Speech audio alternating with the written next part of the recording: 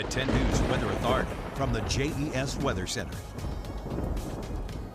Good afternoon, friends. We are finally drying things out. We do still have a little bit of a winter weather advisory in place for Pocahontas County, West Virginia, and Highland County in Virginia. That will expire 10 a.m. tomorrow. That is remaining because of the snow showers expected tonight. Rest of us dry and clear at this time, much different than earlier this morning. Right now, temperatures are still in the 20s and 30s, significantly below average for this time of year. Roanoke 32 degrees, Hot Springs 19, Alta Vista 36, along with Danville 29, Pulaski just updated to 23 degrees in Wytheville rather. Our wind gusts are still affecting our air temperatures, making them feel a bit colder. We have wind gusts anywhere from 10 to 15 miles an hour. This is much different than yesterday as well, when we were seeing 40, 50 mile an hour gusts.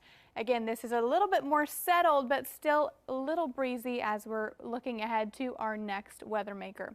Now, in terms of our temperature outlook, I just wanted to give you a little bit of hope. This is from the Climate Prediction Center. March 4th all the way through the 10th, we have been contending with breezy, cold, and snowy weather. This is what we have to look forward to. Significantly above average conditions for the entirety of our viewing area.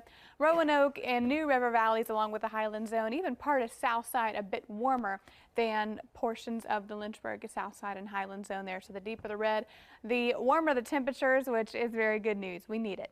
Back to reality, unfortunately, our snowfall potential. We do have this upper level track a little further to our north. This is associated with a clipper system.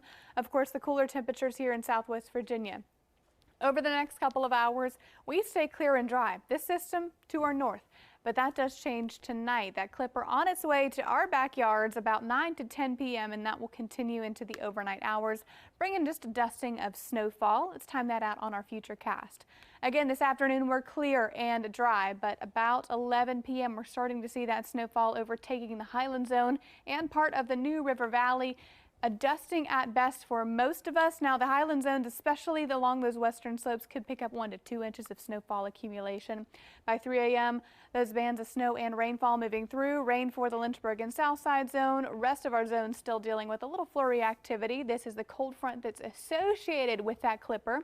By 7 a.m., could wake up to a few flurries in portions of our viewing area, mainly in RV and Roanoke Valleys and the Highland Zone. 10 a.m. we dry things out, variable cloud cover in the mix.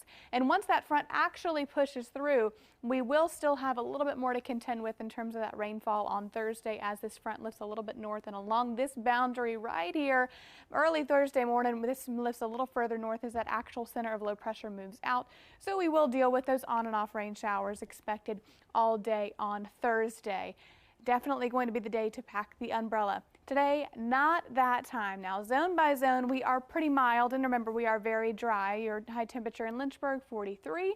Southside, 45 degrees, 41 in the Highlands, and in the New River Valley, reaching the 37-degree mark.